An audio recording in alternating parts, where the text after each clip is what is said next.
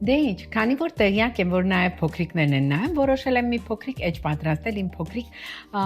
անուշիկ հայուհիների, հայերի, լավ բալիկների համար։ Ուրեմն ջուրա, սիրելիներս, մեջը ավելացնում եք մամաներ 1 ճաշի գդալ կունջուտ ու ինչ ենք անում, նուշը եղման ջրով թրջում ենք, մոտավորապես 7-ից 10 րոպե։ Այդ ընթացքում թափկում է, կեղևազրկում ենք, տեսեք ինչքան հեշտ է կեղևազրկվում, կեղևազրկում ենք, համարյա թե նույն քանակությամբ մի 15-ից 20 հատիկ, հա, կեղևազրկումից հետո լցնում ենք այս մասան իրար վրա, ավելացնում ենք նույնքան դդմիկ օրիզ, էլի առանց բովելու, առանց աղի,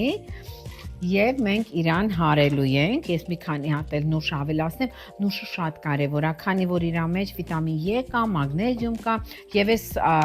սմուզին, որը պատրաստելու ենք, բալիկներ, անպայման կխմեք, դա ձեզ համար եմ պատրաստում։ Տեսեք ինչքան լավն է լինելու, ինքը թանիկ է լինում, շատ համով եւ շատ օգտակար։ Ուրեմն արդեն մեր թանը պատրաստ է, բայց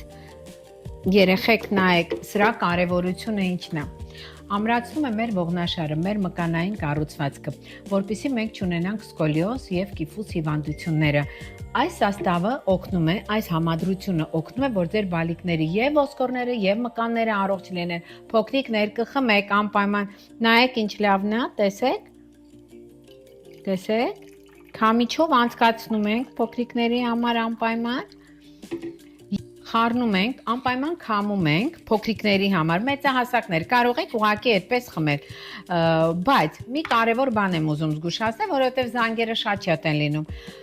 Այն երեխաները, ովքեր չունեն ալերգիա, +2 տարեկանից բարձր եւ չունեն մեծահասակները դիաբետ եւ երեխաները չունեն դիաբետ, կարող եք ավելացնել մեջը ուրեմն մեղր, մի քանի կաթիլ, ոչ ավել։ Նույնիսկ ասենք ամբողջ բաժակին 1 փոքրիկ թեյի գթա լավ, ես ուղղակի հիմա մի քանի կաթիլ ավելացնում եմ